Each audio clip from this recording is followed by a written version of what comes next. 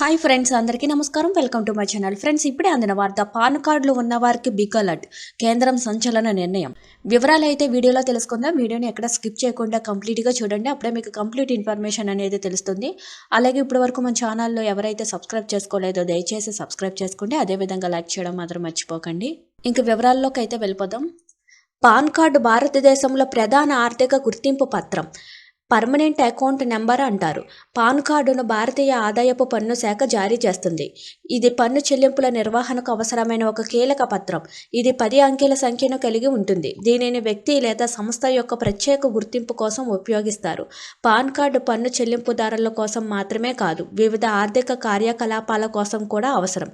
బ్యాంకుల్లో ఖాతాలు తెరవడము, పెట్టుబడులు పెట్టడము, స్థలం కొనుగోలు చేయడము, వడ్డీ లావాదేవీలు వంటి ఆర్థిక కార్యకలాపాలకు పాన్ కార్డు అనివార్యం. ఇది పన్ను అధికారులు, ఇతర ప్రభుత్వ సంస్థలు ఈ కార్డును ఆధారంగా వ్యక్తి యొక్క ఆర్థిక సమాచారం ట్రాక్ చేస్తారు.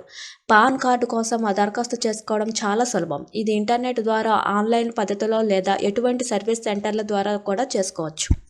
ప్రభుత్వ సంస్థలు, ఏజెన్సీల డిజిటల్ వ్యవస్థల్లో పాన్ కార్డులను సామాన్య వ్యాపార గుర్తింపు కార్డుగా మార్చడానికి కేంద్ర ప్రభుత్వం ఇటీవల 1435 కోట్లతో పాన్ 2.0 ప్రాజెక్టును మొదలుపెట్టింది. ప్రధాని మోదీ ఆధ్వర్యంలో ఏర్పాటైన మంత్రివర్గ సంఘం ఈ ప్రాజెక్టును అమలు చేయనున్నట్లు సమాచార ప్రసారాల మంత్రి అశ్విని వైష్ణవ్ తెలిపారు.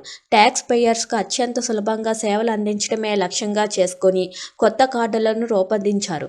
ఈ కార్డులు QR కోడ్తో వస్తాయి. దీనితో చెల్లింపులు సులభంగా స్కాన్ చేసి చేసుకోవచ్చు.